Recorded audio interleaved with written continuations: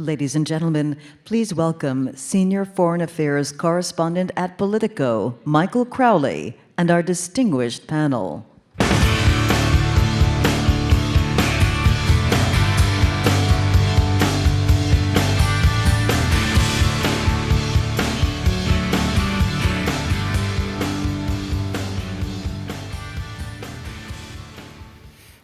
Good afternoon, everybody. Thank you so much for coming. I want to dive right in because time is short and there's a lot going on today, and there's so much we want to hear from this really amazing panel. I've moderated a bunch of panels in the last several years, and this has to be one where the panelists have the most compelling stories to tell that I've encountered. So let's get to it. We're going to be talking today about freedom, democracy, and human rights in the Middle East. There's going to be a natural focus on Egypt because all of my panelists here have had, for better and really for the worse, direct experiences in Egypt, and we can treat it as something of a case study as the Middle East after the Arab Spring. But given time, maybe we can touch on some other countries. Let me do quick introductions and jump into it. To my left is Aya Hijazi, who is now president of Baladi Island for Humanity, which is a nonprofit that works in human rights and civil society freedoms.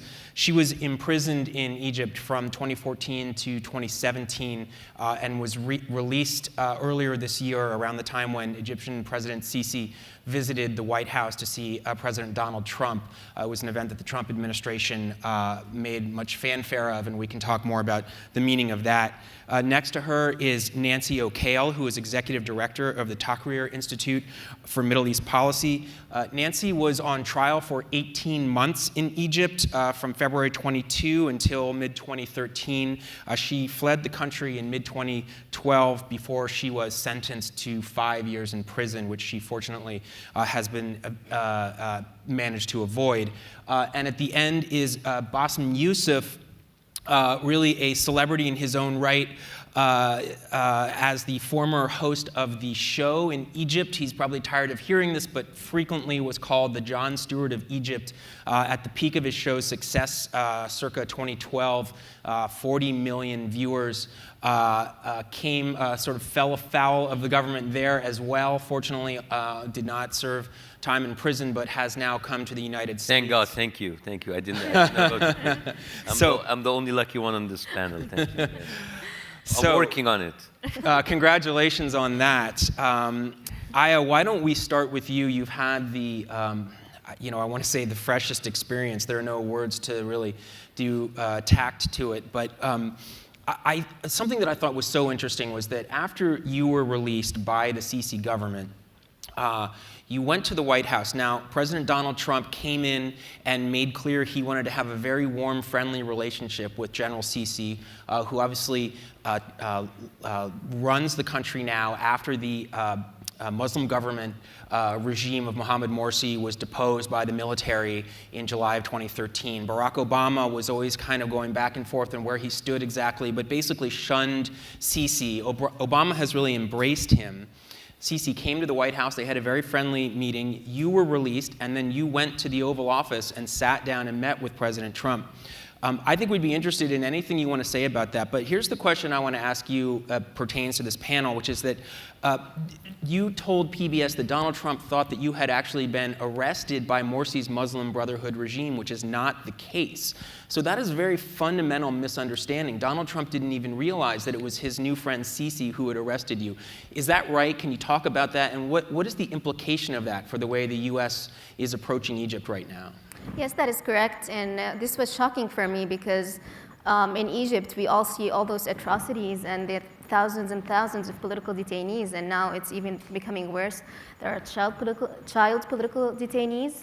And there are people who are just murdered, like extrajudicial murder. And we thought that people outside of Egypt know that, and especially the President of the United States. But it seems like the government is able to sell that all what it's doing is in the name of fighting terrorism. Well, actually, it's not. It's to enforce the grip on power. And so I wanted Mr. Trump, and I wanted the world to know that what's been happening is not to fight terrorism, and it's to crack down on everyone, and not only on opposition, but in civil society, and not only on civil society, on even just innocent people to have that reign of terror where anyone would not think of speaking. And clearly, you're not, I can't imagine that anyone in this room would look at you and think you were a terrorist. You were running like a nonprofit that helped street children, orphans, and they ginned up charges to imprison you on the basis of that. What do you think the actual threat the government perceived from you was? The threat of success.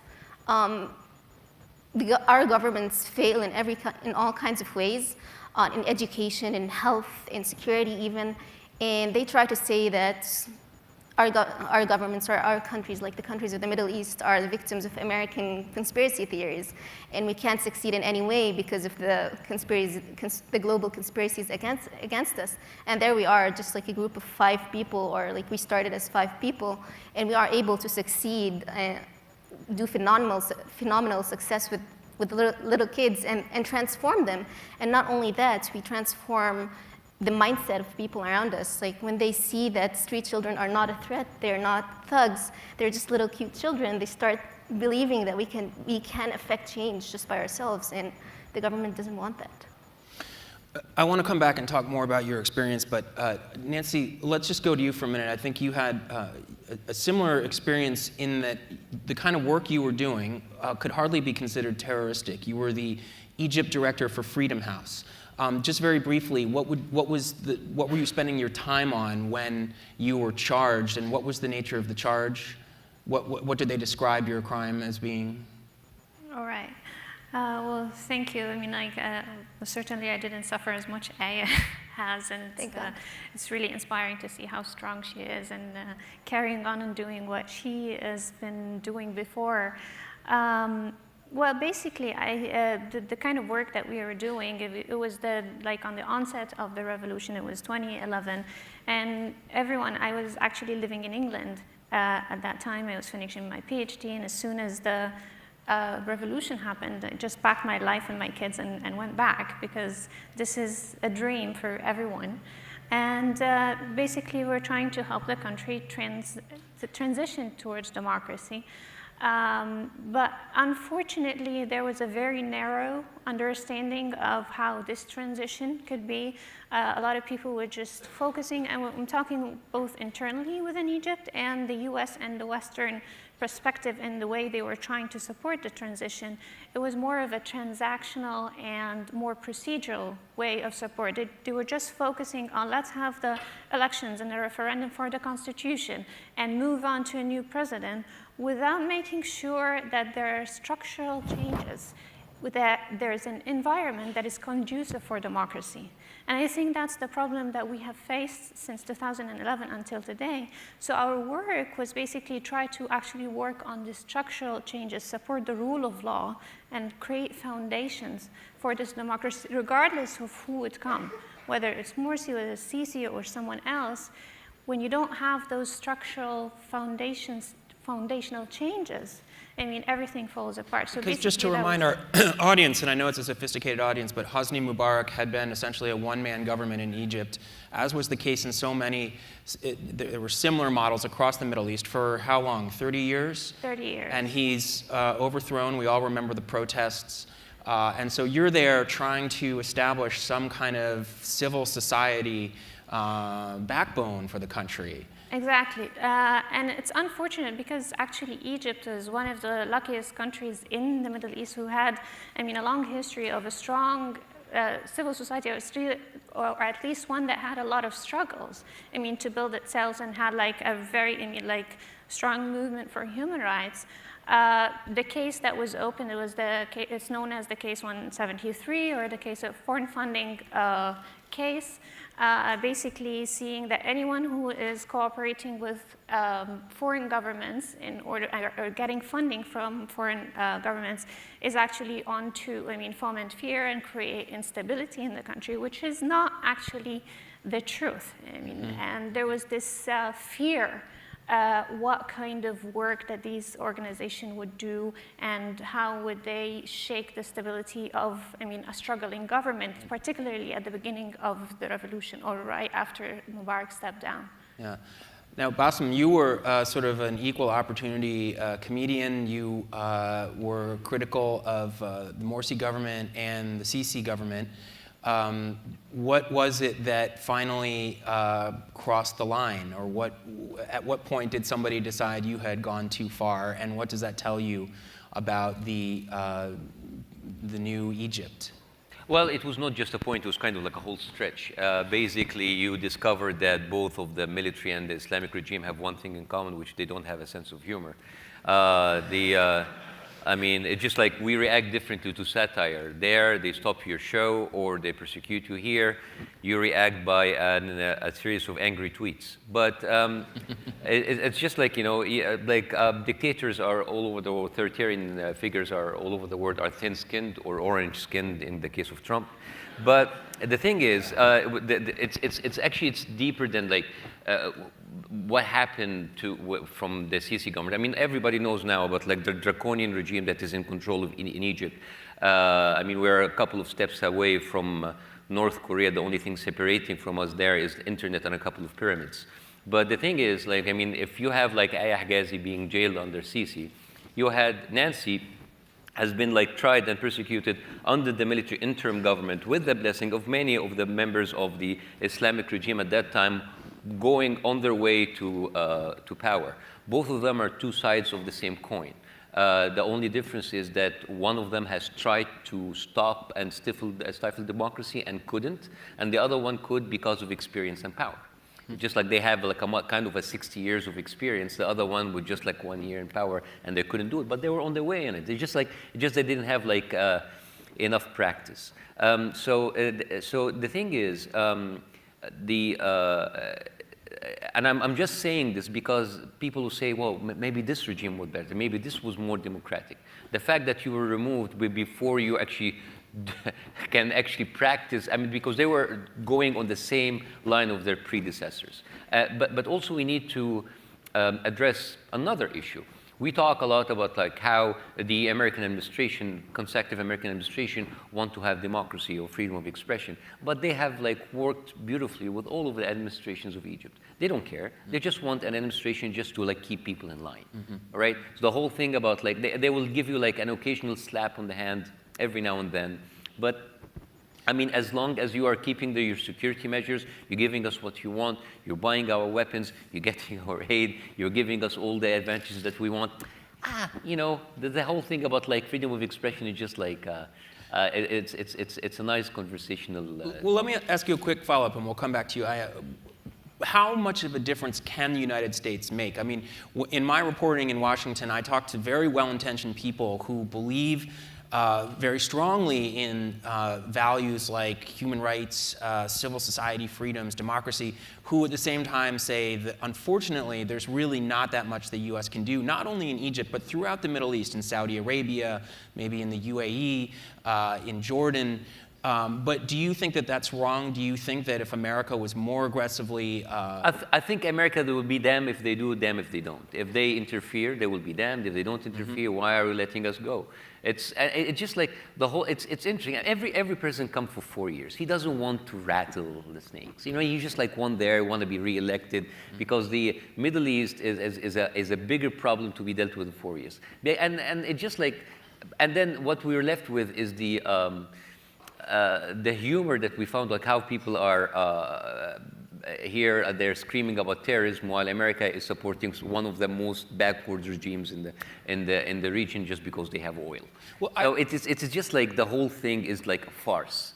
I mean, the whole political structure that we're seeing is only good for comedy. It's good news for you, I guess. Yeah. So it's just like the contradictions.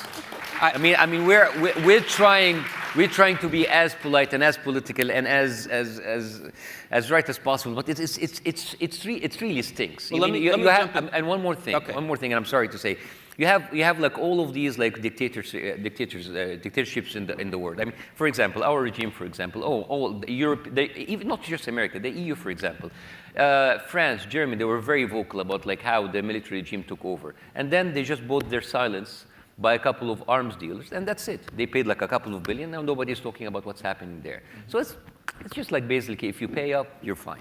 So what do you think of that? I mean, on some level, it seems that Donald Trump's arrival was great news for you. I guess we don't know exactly what happened, but there's, I think, a strong school of opinion that says that Sisi was able to release you almost as a kind of thank you or a favor to Donald Trump because Trump was embracing Sisi. And in fact, the Trump White House was saying, see, this is what happens if you don't make a fuss about human rights, at least publicly. You do it behind the scenes, and these authoritarian regimes will do things if they're not seeming to lose face. Now, it's a very controversial opinion. I'm not endorsing it.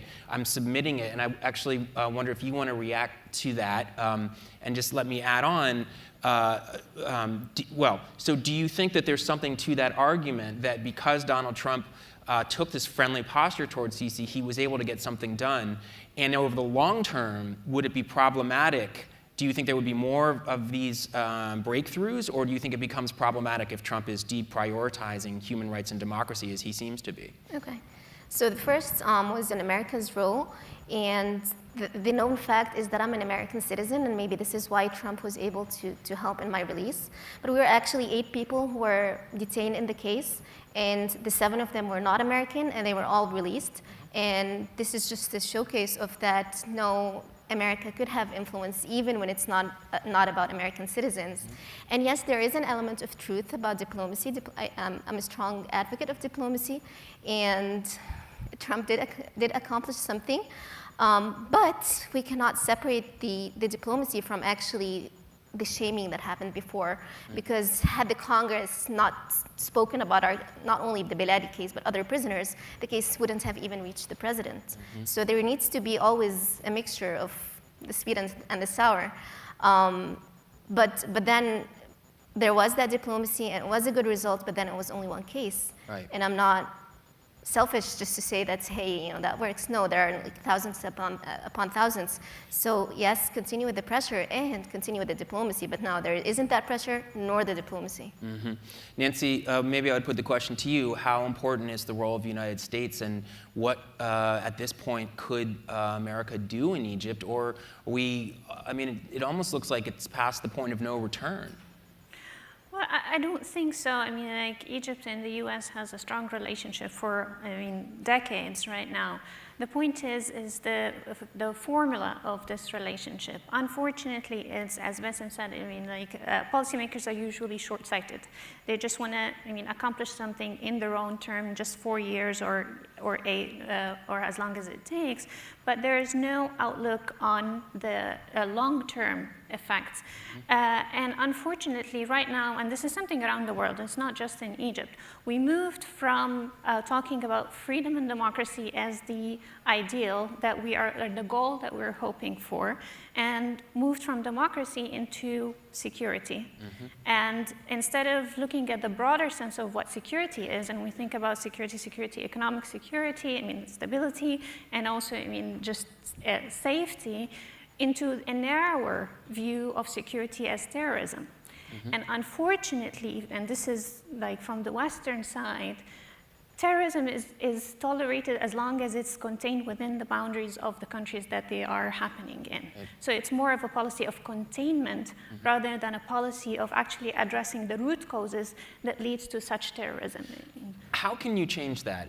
How big a space is there in Egypt and across the Middle East between the Islamists and the sort of military anti-terrorist authoritarians? Well, if you look at the different causes that leads people to, join such groups, and live a safe and normal life and go and bomb themselves and bomb others, it's basically a formula of ignorance, fundamentalism, injustice, and unemployment. So it's a combination of so many things. In order to address those, the first answer is the rule of law. Because if you pick any problem, for example, the declining economy and the need for investments in Egypt. So if you want investors to come and invest in Egypt, any investor would like to know that this country has some predictability and there is a rule of law there. If there are any disputes that might arise, that there is a court and the proper procedures to fight that in a proper manner. If you look at education, it's the same thing. The kind of people we can pour millions and millions of dollars into education in Egypt to fight, like the ignorance and the root causes of terrorism, but as long as there is no accountability of how is this money that's being spent in education is employed, then it's always going to go down the drain. So think of anything. That's why I'm saying, if you look at the story of Aya and Bassem and myself, the issues went across from the military, the brotherhood, and later on into the presidency of Sisi. It didn't matter who is in power as the president, because the problem is deeply rooted in the structural challenges that we have in Egypt. And this is what the West and the US should look at longer term, and addressing the root causes of the problem, looking at democracy as actually a way into achieving all these goals. Bassem, we were talking about this before we came out, and you were lamenting the kind of binary way people talk about the situation, maybe the reality of the situation to some degree. Is it the Islamists and the military and the authoritarians? So I would put the same question to you, I guess. How big is that middle space? Has it been crushed? Is there anything left of it? It has been systematically crushed for decades, not just in the last 5 years. We had an opportunity in 2011, but it was crushed by both sides of the equation. You think now that the Islamists are the enemies of the military. They're just the enemies because they don't get what they want. But when there is some sort of a consolidation, these people will make peace on the expense on whatever left of the liberal powers there, if there's anyone left. And the thing is, it is very important for these conservative forces that whatever liberal thoughts, liberal powers there, is always to be under pressure, because especially for the military, by the way. Right now, the people who are trying to suggest reformation for the way religion is interpreted is not arrested by people of theological scholars. They are arrested by the police or the army. Because today, if you question God, tomorrow you question me as a military leader. And it's been going on like that. Could you imagine moderate Islamism in Egypt? What? Moderate what? A moderate Islamist government. We're taking as a given. Well, doesn't Tunisia have? No. What about Tunisia? No, in Tunisia, this is an Islamic part. You have accepted the rules of a liberal democracy, but there is nothing called a liberal Islam or a democratic Islam, as much as there's a liberal Christianity or a democratic Christianity. You cannot. Thank you, sir. I'm having a show tonight in Brooklyn. Come and cheer me up. So, anyways. So the thing is, you cannot tag something like liberalism or democracy with religion, because once you do that, you are already assuming superiority of a single group of people over the other. All right? You want to call yourself Hanidudu Muslim, liberal Muslim, go ahead, be my guest. But that should be under an umbrella of a true secular system. There is nothing called as a liberal Muslim system or a liberal Christian system. There is not. This is a unicorn. All right? And this is because this is part of the talk in Washington about, this is bullshit. I'm sorry. But, Message received. Let me, because we're almost out of time. Let me ask you, maybe this is related. One thing that critics of Sisi's crackdown often say is that people are being thrown, moderates or people who maybe don't even have strong political proclivities are being imprisoned, and they become radicalized in prison. Possibly religious radicals, political radicals. You don't strike me as having a very radical temperament yourself, but I just wonder, as somebody who went through that horrible experience that we all are so sorry for, did you see any signs of that yourself around you, or can you understand how that might be a byproduct of this push for security? Well, thanks for that question, because yes, I'm not a radical person, and I think also we don't have that mental image of women being terrorists, and unless they're being used or exploited. But the 3 years for one emotion that was so strong throughout was anger. And anger leads to violence, of course. People punch each other when they're angry. And who is there to punch, or who is there to have revenge against? Even if it's not the state, it's the system or it's society as a whole that has been an enemy, that has abandoned the person. So I've definitely sympathized and imagined what other people would go through. Yeah. And have I not been committed to peace myself, I would have easily found a release, at least. Even if it was with my death, even if it was suicide, at least it brings that catharsis, that feeling. So yes, definitely it leads to radicalization. And also my husband was in prison and he was with political prisoners, and he saw young children, like the ages of 16, 17, arrested on charges of belonging to ISIS. And guess what? The only people who were with, who supported that child in prison, like brought him food or even sympathy, were the ISIS people, and they end up being ISIS people in the end. Yeah. We have 2 minutes left. Maybe I would ask each of you briefly to tell me what you think it would take for you to be able to go back to Egypt. Why don't we start with you? Can you imagine it? I can definitely imagine it. I must say that I will never give up hope. I still continue Biladi from here, and I'm supporting the child political prisoners in Egypt. And I think to the last day, I will hope that that we can have a democratic, well-governed state. I just don't want to end up serving the rest of my life in prison for no particular purpose, but I definitely know that I will go there one day. Okay. What about you, Nancy? Do you think you'll be able to go back? Well, I hope. Yeah. What will it take? I mean, if you could boil it down. Again, boiling it down to, structural changes, rule of law, Yeah. understanding that I'm going to go there, at least even if I'm going to go on trial, it's going to be a fair trial.